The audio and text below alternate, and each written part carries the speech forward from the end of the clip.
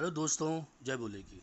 दोस्तों, आज की डिबेट है अमीश देवगन जी की न्यूज़ 18 इंडिया की।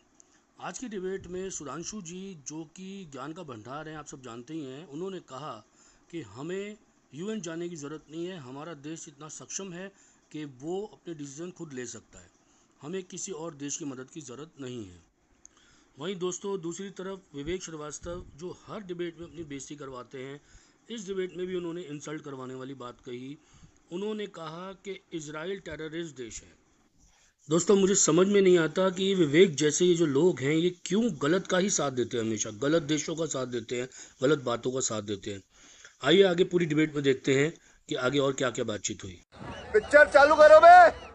ये पूरा पाकिस्तान के साथ का रिलेशनशिप हमारा बड़ा विचित्र प्रकार का रिलेशनशिप रहा है, जिसका कि उदाहरण नहीं दिया जा सकता पूरी दुनिया में। अब इंडस वाटर ट्रीटी बताइए, दुनिया में कोई ऐसा देश मिलेगा जो 80% पानी दूसरे को दे दे और 20% अपने पास रखे, और वो भी तब जबकि वो दूसरा देश हम पे अटैक भी कर रहा है, हमारे ऊपर आतंकवाद भी कर रहा है। और उसके बाद अब इस समय क्या कहा जाए, लोग कहने लगते हैं हर बात के लिए नेहरू जी को याद करने लगते हैं, मगर इवन इन इजराइल ये बड़ी खबर है। पाकिस्तान पीएसएल यूएई में कराना चाह रहा था, लेकिन यूएई ने उनको मना कर दिया है। हमारे सोर्सेज कह रहे हैं और मेरे प्राइम सोर्सेज कह रहे हैं यूएई इंकार कर रहा है। यूएई कह रहा है आपको पाकिस्तानी क्रिकेटर्स को यहां आने की कोई आवश्यकता नहीं है, हमारे पास कोई जगह नहीं है। मैं बताना चाहता हूं, और परसों तक यही, आज से 5 दिन पहले यही लोग बोल रहे थे मोदी कब एक्ट करेंगे, मोदी कब एक्ट करेंगे। 10 दिन हो गए। देखिए, ये जो एक मानसिकता इस देश में बनाने का प्रयास किया गया है, वो बहुत खतरनाक मानसिकता है। वो ये समझाने का प्रयास किया जाता था, मैं आपको एक छोटा सा उदाहरण देता हूं जो आपके दर्शकों को सबको समझ में आएगा।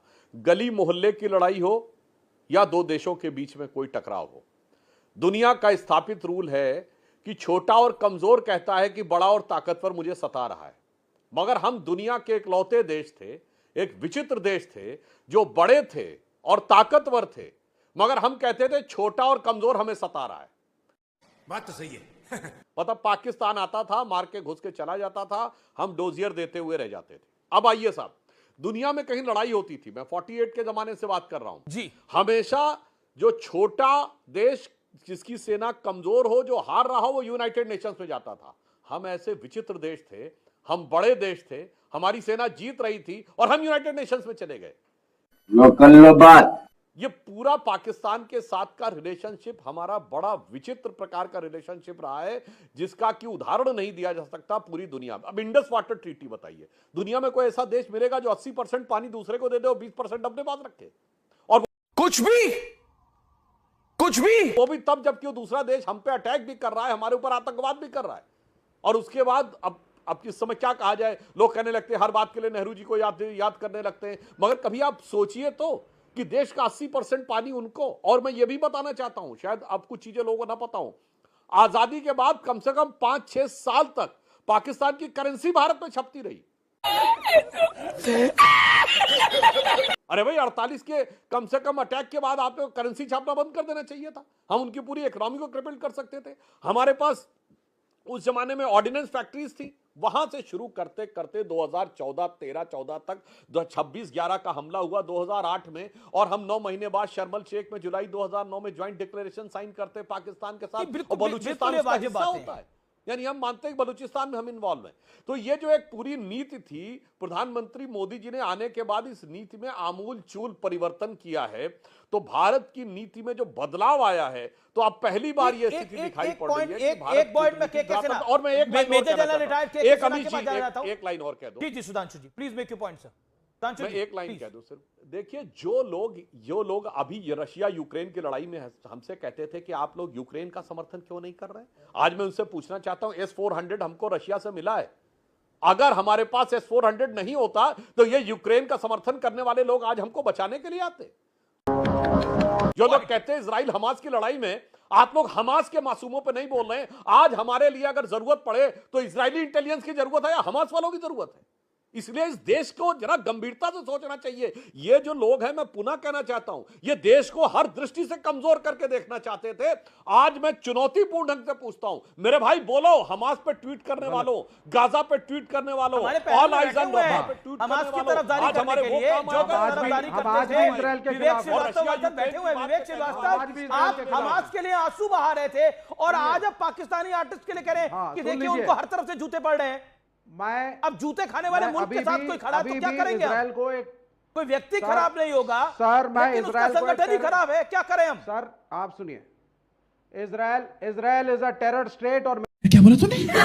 मेरे प्राइम मिनिस्टर ने जो कहा है उसको यहाँ पे सुधांशु त्रिवेदी, मेरे प्राइम मिनिस्टर ने कहा है कि भारत टेरर स्टेट नहीं होता, लेकिन इजराइल करता है। तो क्या करें? इजराइल पिटे, हमला भारत नहीं करता। मेरे नहीं तो विवेक श्रीवास्तव आप चाहते हैं इजराइल पिटे, इजराइल पिटे, भारत के अंदर आतंकी मार के जाए। आप लोग कहते हैं कि अमन की आशा के फूल बरसाए जाएं यहां पर। पहले कह रहे थे क्या कर रहे हैं, क्या कर रहे हैं, अब करा तो कह रहे हैं कि पीस होनी चाहिए इस देश के अंदर, दुनिया में पीस रहनी चाहिए। हम ठेकेदार हैं पीस के सारे, हमारे पीस कर रहे हैं वो लोग और हम पीस के ठेकेदार बने रहे हैं यहां पर। सही पकड़े हैं। पूछ के देखे यहाँ पे जनरल साहब बैठे, कर्नल बैठे, स्क्वाड्रन लीडर बैठे, इनका खून खोलता होगा जी। आपने नरवाल की धर्मपत्नी को सुना है कभी क्या? वो सुन लीजिए जरा, जिसकी हत्या हो गई, शुभम द्विवेदी की धर्मपत्नी की को कुछ सुना है क्या? जिसको मार दिया गया पॉइंट ब्लैंक, और वो हमारी पॉलिसी है। क्या पॉलिसी है हमारी? हम सिविलियंस पे हमला नहीं करते सर, ये मेरे कहां करा है हमने? तो इजराइल को कैसे जस्टिफाई कर रहे हैं? नहीं, हमने सिविलियंस पे हमला का क्या हम इजराइल की तरह जाकर के स्कूलों पे और अस्पतालों पे हमला करेंगे? मेरे प्राइम मिनिस्टर ने बोला नहीं करेंगे। हम एक ग्रेट नेशन हैं। चुप, बिल्कुल चुप। कर्नल दानवीर, स्क्वाड्रन लीडर गिन्नी चौधरी, मैं आपके पास आता हूं, लेकिन मेरे साथ के सिन्हा बहुत बड़े ऑफिसर इस समय हैं। सिन्हा साहब, मैं आपके पास आना चाहता हूं, लेकिन मेरा पॉइंट आपसे सीधा ये है कि बार बार कहा जा रहा है भारत ने बड़ा एग्रेसिव स्टैंड ले लिया है। कई ऐसे हमारे देश में ही लोग हैं जो कह रहे हैं this is quite aggressive stand, what should we do? क्या करें हम? जय हिंद।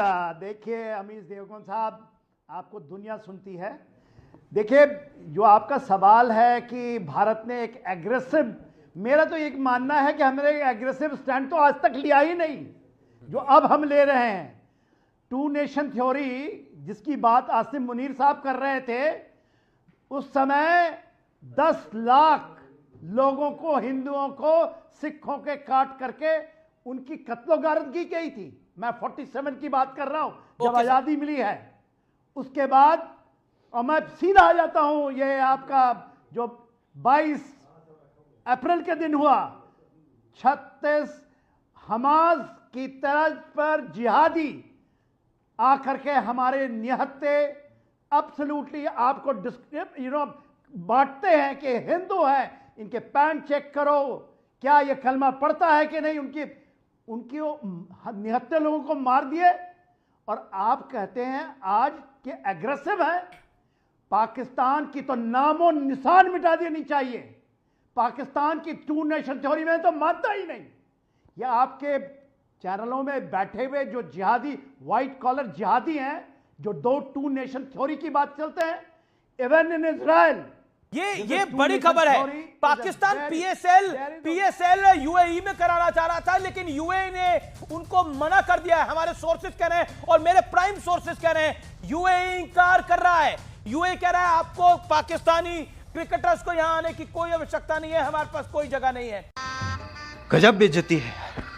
यह भारत की कूटनीतिक बड़ी जीत है अगर पीएसएल यूएई में नहीं हो रहा। मैं फिर कह रहा हूं, यह भारत के वर्चस्व की कहानी है। देखिए, ये सामान्य बातें नहीं होती हैं, ये सब चीजें जो हो रहा है बैकग्राउंड के अंदर। और जो लोग बार बार कह रहे हैं, मैं आपसे भी पूछता था, गिरी चौधरी, भारत का स्टैंड एग्रेसिव है, डू यू थिंक दिस? मेरे पास समय कम है, मैं आऊंगा सेना साहब, आपके पास आ रहा हूं। मैं मेरे को जाना है। ओके, मेक योर पॉइंट सेना साहब, मेक योर पॉइंट। मुझे जाना है अमीश जी, एक सेकंड दीजिए। हाँ, देखिए, आपको पूरी दुनिया सुनती है, प्लीज देखिए जो भारत का स्टैंड इस बार है और जो हमने दिखा दिया है 7 तारीख को करके, ये दुनिया की कोई भी शक्ति नहीं दिखा सकती। ठीक है, आप भी यह मानते हैं कि 9 टेररिस्ट कैंप, उनके मरकजों को और 100 जिहादियों को आपने उतार दिया एक दिन 25 मिनट के अंदर। यह होती है कार्रवाई। अमीर जी, दुनिया को यह पता होना चाहिए, यह जिहादी वॉर जो है हमारे ऊपर आया है, उसको कैसे